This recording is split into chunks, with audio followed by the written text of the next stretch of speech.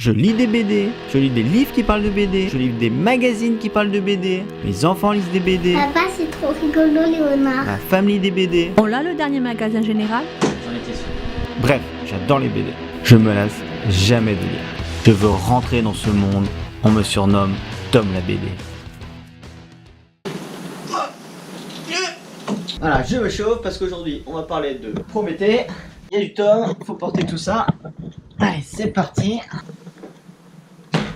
Alors, je vais vous faire le scénario en 2 mots.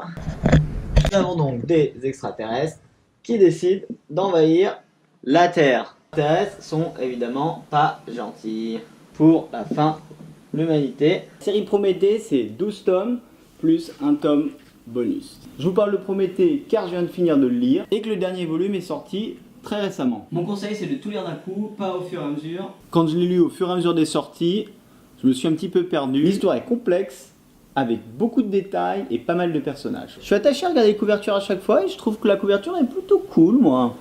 Je vais vous montrer un peu des dessins à l'intérieur. C'est un style photo. Je sais pas si vous connaissez Beck, mais il a sorti des trucs comme Ténèbres, super scénario, je vous le conseille, mais aussi Sanctuaire. Ça se passe sous l'eau. C'est une BD d'anticipation. Ça mélange des faits réels et de la science-fiction. Ça s'est inspiré de la guerre des mondes. On sent que Beck a travaillé certains détails. J'aime particulièrement la finesse dans la recherche. Le scénario est bon. J'aime bien le dessin, même si j'ai mis un peu de temps, vous voyez, à m'habituer. Pourquoi ça s'appelle Prométhée? Ça, je me suis posé la question, j'en sais rien. Faudra demander à Christophe Beck lui-même. L'histoire stagne. Ça progresse doucement. Je vais vous montrer un petit peu. Si on mixe l'histoire dans le temps et l'intérêt, on s'aperçoit qu'en fonction des tomes, ça monte, mais que ça stagne pas mal. Ça me fait un peu penser au Chant des Striges. C'est long à accoucher. Clairement pour Beck, l'histoire les plus courtes sont pas nécessairement les meilleures. Je pense que ça manque un peu de rebond sur certains personnages. Clairement, quand on voyage dans le passé, a priori, on peut arriver à changer le futur. Je trouve qu'il y a des focus sur certains personnages qui sont moyens et un peu longs à lire.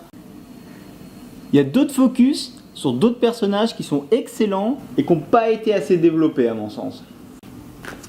Ce tome, j'aurais aimé qu'il soit beaucoup plus long. Comment j'aurais adoré qu'il soit comme dans le style Akira et que la bataille dure tellement plus longtemps. Perso, j'ai adoré que Beck il s'inspire de faits réels qui sont assez controversés. On est dans le paranormal. Vous avez parlé de la vision antipodique? Ça existe ça, docteur? Eh bien, je veux dire que ces lunettes ne sont pas antipodiques, mais polaroïdes. Personnellement, j'ai déjà lu 2 fois. Je pense que la série a son intérêt, ça m'a bien plu et je lui donnerai une note de 4 étoiles sur 5. Voilà, on se retrouve pour un autre épisode.